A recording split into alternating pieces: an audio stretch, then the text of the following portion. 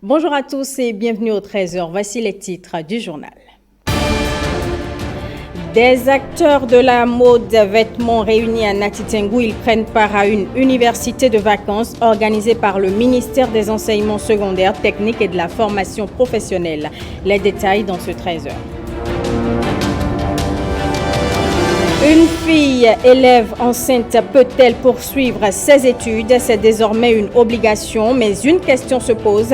Comment assurer une prise en charge psychologique à ces jeunes filles devenues mères trop tôt? Quelques pistes de solutions dans ce journal. Et puis, un hommage a été rendu aux hommes de l'armée béninoise. Un concert a été organisé pour reconnaître leur mérite et leur détermination au service du maintien de la paix au Bénin.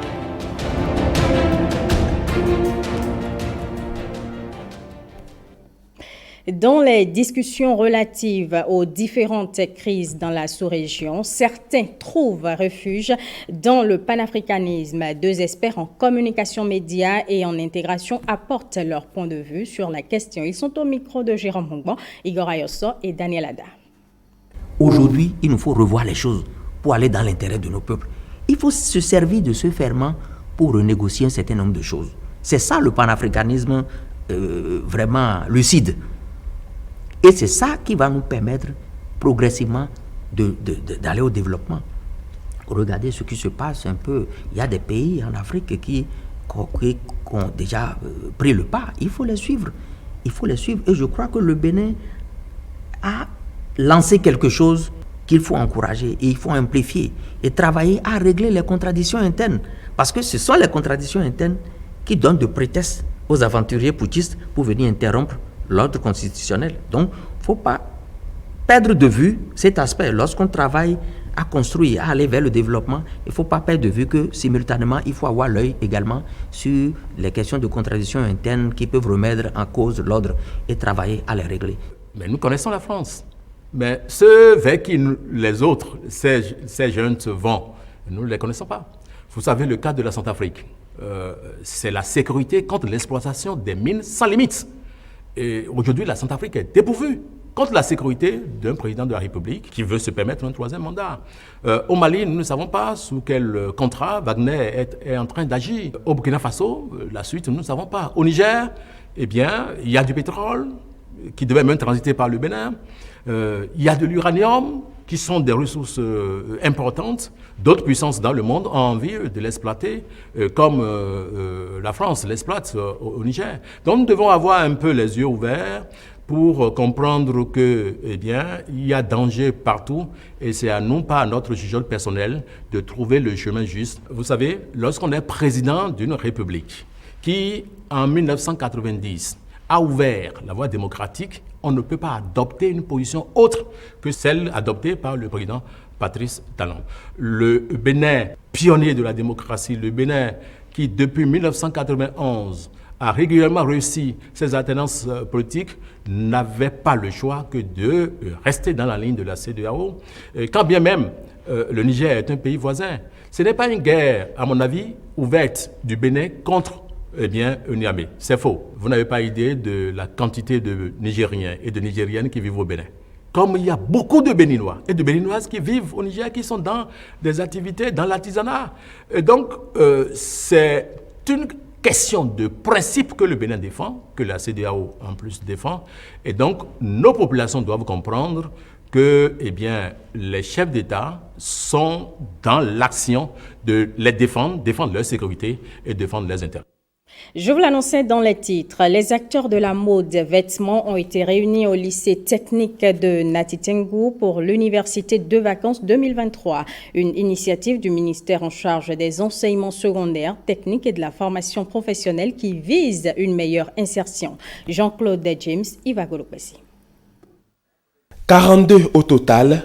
Les participants sont pour la majorité enseignants dans les établissements publics et privés des métiers de la mode. Après des échanges de 72 heures autour du thème « Efficacité des apprentissages pour une meilleure insertion professionnelle des formés », ils sont parvenus à des résultats, dont une vision pour ce sous-secteur de la mode. Vision 2026. Les formés des métiers de la mode vêtements sont dotés de compétences pour une insertion professionnelle réussie et sont capables de poursuivre leur formation au niveau supérieur. Nous ne saurons finir sans réitérer nos sincères remerciements à l'endroit du président de la République, son Excellence Monsieur Patrice Athanase Guillaume Talon. La mise en œuvre de votre plan d'action élaboré conduira à terme au renforcement du savoir, du savoir-faire, du savoir-être de nos générations montantes. Je constate que nous avons développé de la résilience dans son vrai sens. L'espoir est permis. Les résultats de l'UV sont attendus à un plus haut niveau que nous le pensons. Le ministre me charge de vous remercier pour votre engagement. Cette université de vacances a été aussi possible grâce à la disponibilité des aînés dans le domaine comme Rachel Chabikao, Michel Deguenon et Oxlo Nassi Adjakidje qui ont partagé avec ces spécialistes des métiers de la mode vêtements leur expérience. Et l'idée de cette université de vacances est appréciée par des participants. On les suit au micro de Jean-Claude James et de Yves Agolopessi. On dit que le travail éloigne de nous trois grands mots. Mots M-A-U-X. L'ennui. On ne s'est pas du tout ennuyé au cours de cette UV. Le vice. Ça a chassé beaucoup de choses en nous. Et le besoin. Désormais, nous savons que nous avons autant besoin de vous que vous de nous. On a fait un grand pas et on peut dire merci au président de la République. Parce que ça me faisait vraiment mal de voir le coton du Bénin partir. Et je suis de Parakou, je suis native. Et quand on a fermé Koteb, je peux vous dire que j'ai pleuré. Et aujourd'hui, je vois qu'il y a des lycées qui forment des gens pour travailler dans des usines de vêtements. D'ici 3 ans, comme il a dit en 2026, je pense que nous n'aurons plus rien, mais rien à envier à tous ces pays qui se sont développés grâce au textile. Moi, j'ai une doléance. J'ai remarqué que nous faisons beaucoup la promotion de métiers mode vêtements. Je suis d'accord, je m'aligne là-dessus et c'est tout à fait normal. Mais je voudrais nous rappeler également qu'au-delà du métier de vêtements, nous avons également le métier de la maroquinerie, de la cordonnerie et j'en passe. Et ce sont des métiers qui aujourd'hui sont porteurs. Une fille élève enceinte peut-elle poursuivre ses études? C'est désormais une obligation au Bénin, mais comment assurer une prise en charge psychologique à ces jeunes filles devenues mères trop tôt? Le magazine Que Voici nous propose quelques pistes de solutions. Des élèves enfants, porteuses d'enfants. Si on comptait 3045 cas de grossesse en milieu scolaire en 2016, 7 ans après, les chiffres se sont bien améliorés. L'introduction du programme d'éducation à la santé sexuelle en est pour beaucoup. 2019-2020, nous avons connu l'avènement du Covid et puis pendant que les écoles étaient fermées, l'activité sexuelle a connu une augmentation auprès des filles. Donc, en 2019-2020, nous sommes allés à 2290 cas de grossesse. Cette année, 2022-2023, sur un effectif de 357 714 filles, nous avons enregistré 1328 cas de grossesse. Dans ce lot, certaines filles osent tenir le pari de poursuivre leur cursus scolaire. Comme je suis enceinte, je ne peux pas faire l'avortement. C'est pourquoi j'ai préféré garder ça pour venir à l'école. D'autres, par contre, sont retirés de l'école pour poursuivre au mieux avec une formation professionnelle. Dans ce centre d'aide aux agressés sexuels, cette psychothérapeute rencontre plusieurs cas à l'intérieur du pays. La situation des grandes villes comme Cotonou, Porto-Novo ou Calavi est différente des villes plus éloignées, plus reculées. Une fille enceinte à Cotonou a plus de chances de s'en sortir qu'une fille enceinte dans un village. Généralement, on va lui proposer d'aller faire une formation professionnelle et on remet sur cette femme-là le poids de son enfant. Comme c'est de ta faute, on la responsabilise, alors que généralement, c'est des enfants qui ont des enfants. Lorsqu'on ne prend pas cette fille-là en charge, ça a des conséquences sur elle et son enfant. Mais comment réussir une prise en charge psychologique? À l'Institut national de la femme, veiller au bien-être mental de ses filles mères n'est pas une option.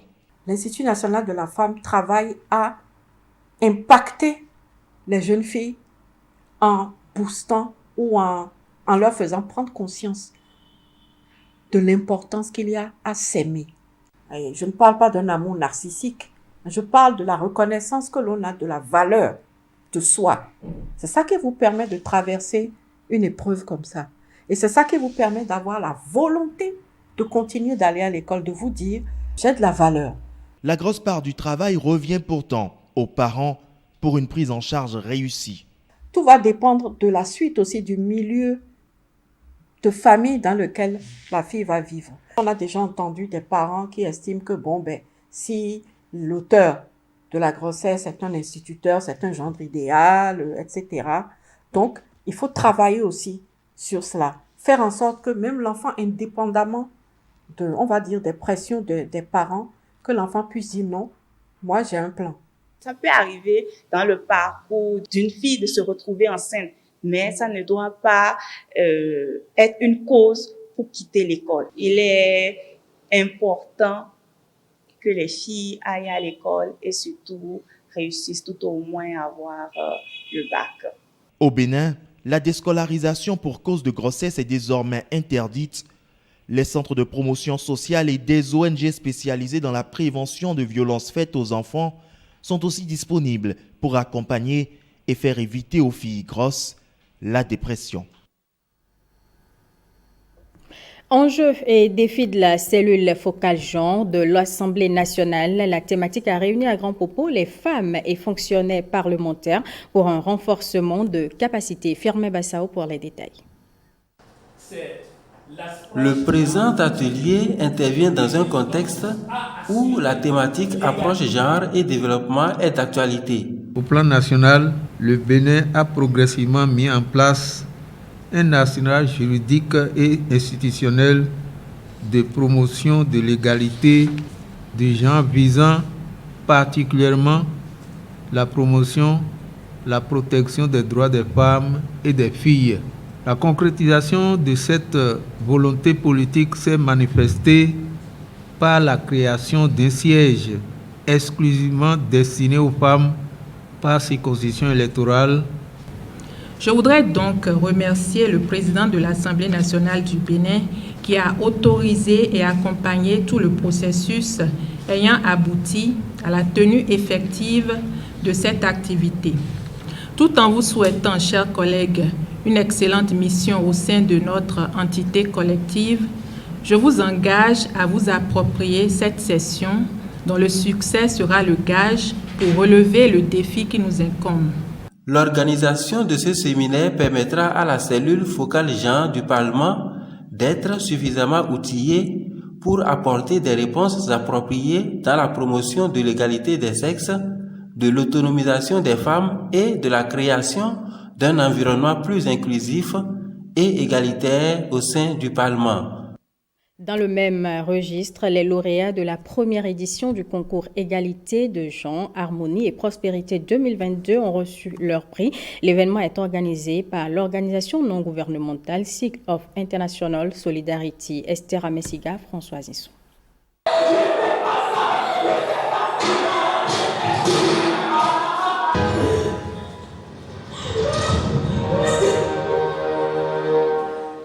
Une centaine de participants, 11 finalistes et 3 lauréats à la fin du processus. Les lauréats ont été récompensés pour la qualité de leurs vidéos qui sensibilisent aux questions de violence dans le couple. Cercle de la solidarité internationale est une organisation qui intervient dans les domaines de la santé et de l'éducation, mettant l'accent sur la qualité de vie, en l'occurrence des femmes, et des couches défavorisées à travers des actions très concrètes. Un appui au programme du gouvernement du Bénin qui fait de la promotion des femmes et de l'égalité du genre une priorité. 3 millions de personnes ont été touchées par les vidéos à travers les réseaux sociaux. Je prends particulièrement à cœur les violences pour les avoir vécues dans mes cellules. Nous ne venons pas pour subir, nous ne venons pas pour supporter les violences. Tous ces problèmes que nous avons pu vivre en termes de violence tuent la société africaine. Des mères sont battues par leurs propres enfants. Des femmes sont battues par leurs maris. C'est alors ensemble que nous devons travailler pour sortir la violence de tous nos actes. Chacun des 11 finalistes a reçu une attestation de participation. En plus des prix, les 3 lauréats sont nominés ambassadeurs de l'ONG Cercle de solidarité internationale dans la lutte contre les violences basées sur le genre. Dans le reste de l'actualité, le Conseil départemental de la Liborie de l'Ordre national des médecins du Bénin n'est pas resté en marge de la semaine du médecin. Après 5 jours de dépistage du diabète et de l'hypertension artérielle, les médecins du département se sont retrouvés en assemblée générale à Kandy. Le point de Patrick Ayadji et de Judikaël Ayena. La semaine du médecin de la Liborie, une occasion de diagnostic des maux qui minent l'ordre national des médecins du Bénin. Face au manque d'intérêt des médecins du département à la vie de ce creuset, une assemblée générale de vérité s'impose. L'ordre des médecins que nous appelons de tous nos voeux, à hauteur de devoir, requiert la participation et l'engagement de chaque médecin où qu'il soit.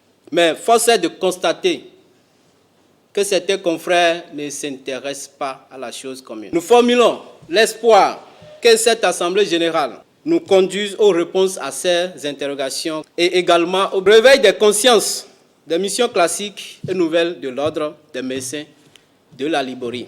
La modulation des comportements pour un meilleur respect de l'éthique et de la déontologie médicale. La semaine du médecin de la Liborie, ce sont aussi des moments de partage du savoir à l'image de cette communication portée sur l'épineuse question d'établissement du certificat médical. Il y a souvent des problèmes par rapport au certificat. Soit des certificats sont mal écrits, soit des certificats sont délivrés à tort et à travers, il y a des certificats de complaisance, ou alors les médecins ne comprennent pas forcément comment est-ce que les certificats doivent être rédigés, dans quelles conditions. Et c'est ainsi que nous avons décidé, au cours de la semaine, d'aborder ce sujet-là et de parler de la question des ITT, donc ce qu'on appelle communément les incapacités totales de travail ou les incapacités temporaires totales. Dernière ligne droite de l'événement, médecins et infirmiers ont abandonné leur blouse le temps d'une partie de football au stade Saka Kinagezere de Kandy.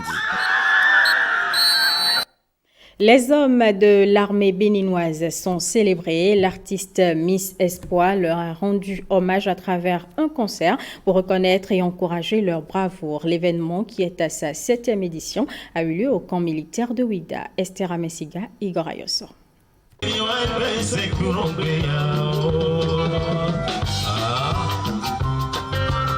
Lorsque ces belles mélodies sont ici jouées par les As de la capitale, c'est pour célébrer les forces de défense et de sécurité.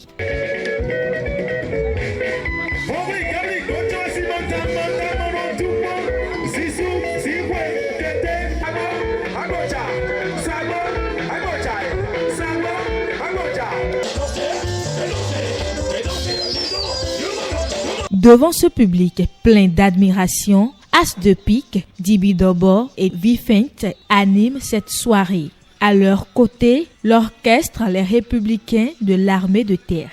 Dis-moi qui es-tu, dis-moi qui es-tu, te rends justice sur moi, te rends justice sur moi. Je suis béninois, tu es béninois, nous sommes tous béninois, et c'est suffisant.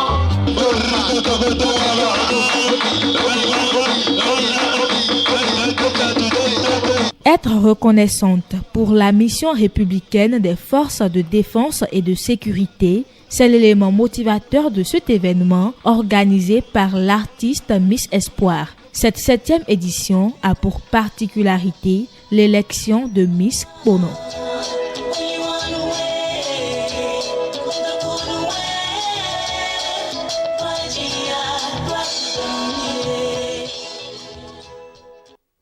D'une ambiance à une autre, sur l'esplanade de l'Amazone, l'ambiance se poursuit et attire davantage de curieux. Le rendez-vous du vendredi dernier a été honoré. Constantine Tandé, Igor Ayosso et Bruno Swali nous en disent plus.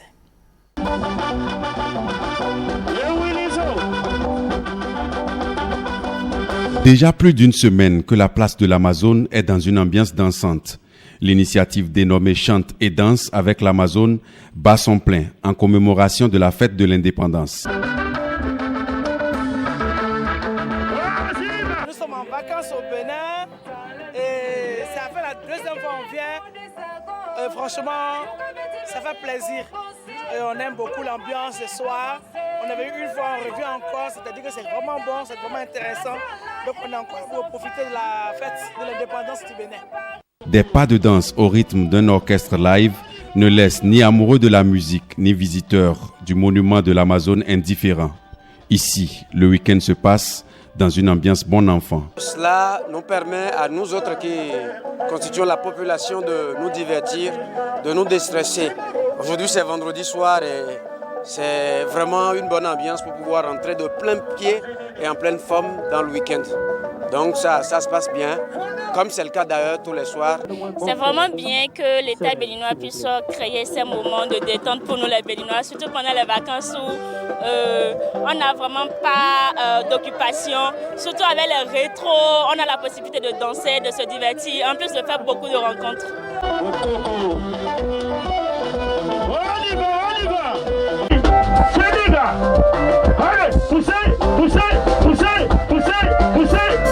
C'est à ce genre de spectacle que les usagers de la place de l'Amazone auront droit jusqu'au 31 prochain, date de la clôture de cet événement culturel qui marque déjà les esprits à sa première édition.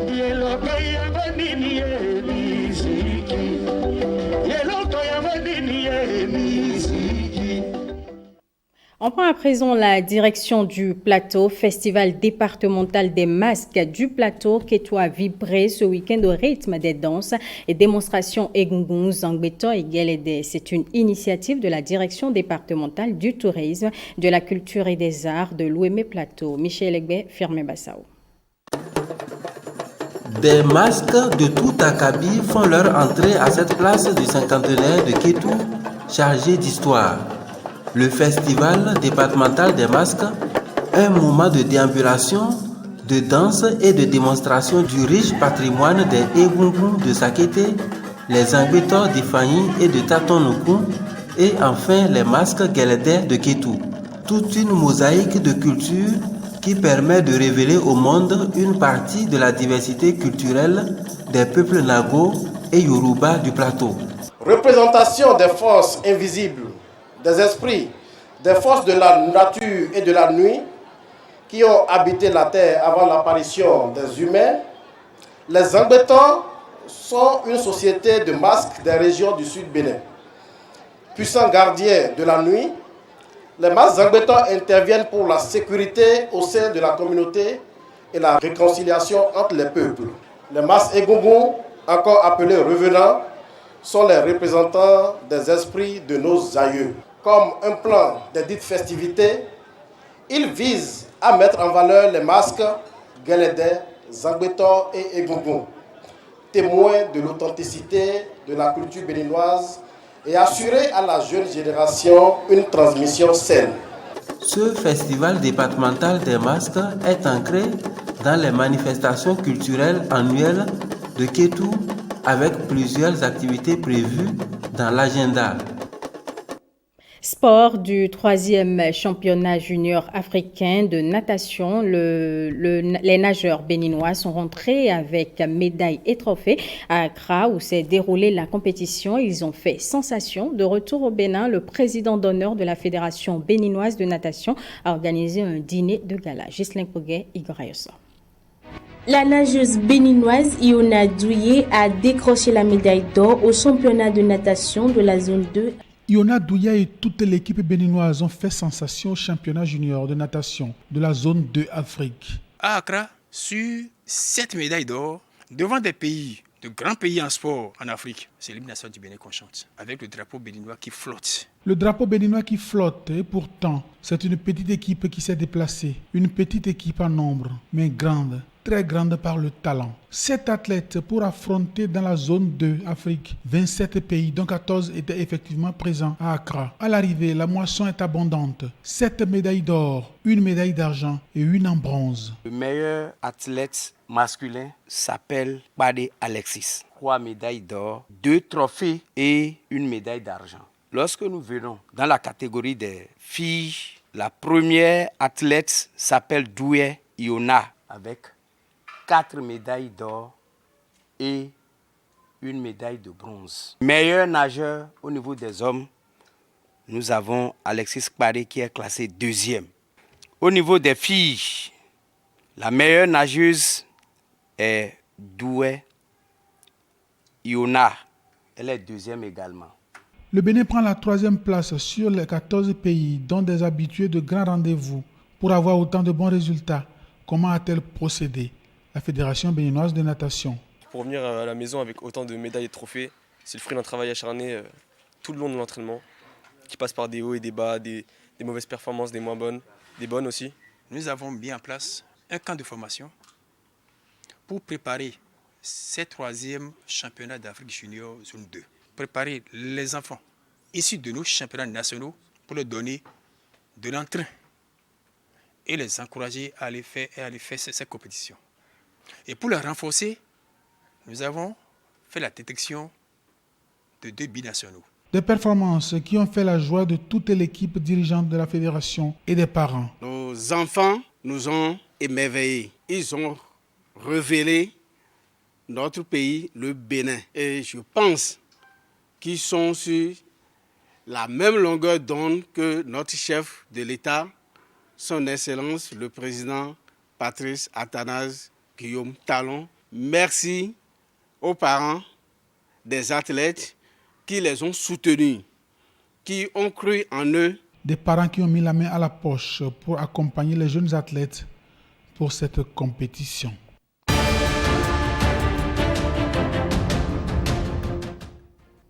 Hors du Bénin au Zimbabwe, le président de la République est reconduit pour un second mandat. Au Soudan, les forces de sécurité ont tiré à l'extérieur d'un hôpital au sud de Khartoum. En Roumanie, l'explosion d'une station de gaz fait 2 morts et 56 blessés. Esther Amesiga. I, Priscilla Makanyara Chigumba, the chairperson of the Zimbabwe Electoral Commission, Emerson Mnangagwa garde les clés du Zimbabwe. Il a été reconduit samedi pour un second mandat à l'issue d'un scrutin controversé. Le chef de l'État a obtenu 52,6% des suffrages exprimés contre 44% en faveur de Nelson Chamisa, leader du premier parti d'opposition, la Coalition des citoyens pour le changement. Le parti d'opposition, qui avait déjà dénoncé des fraudes et des entraves lors du vote, a rejeté les résultats. Au même moment, les observateurs internationaux estiment que l'élection n'a pas respecté les normes démocratiques. 26 August 2023.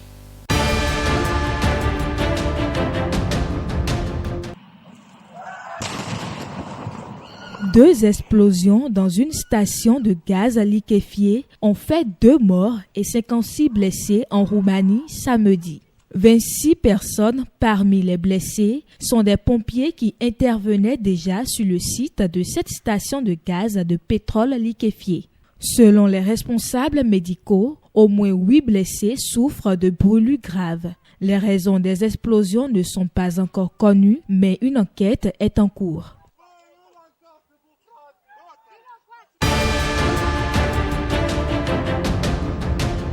Au sud-est de l'Angleterre, dans un camp militaire, une petite équipe de pompiers s'entraîne à lutter contre un nouvel ennemi, le réchauffement climatique, qui accroît le risque des incendies de forêt. Les pompiers de ce comté ont investi dans de nouveaux équipements et se forment à de nouvelles techniques de lutte contre le feu pour répondre à cette menace qui grandit à mesure que le climat du Royaume-Uni devient plus sec.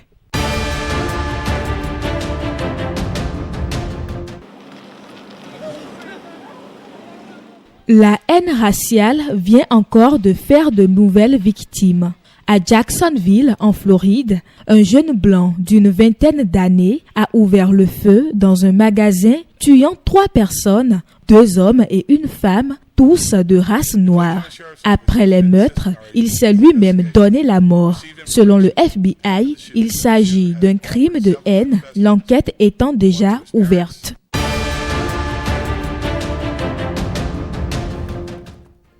Ce sera tout, mesdames et messieurs, pour ce journal et merci de l'avoir suivi.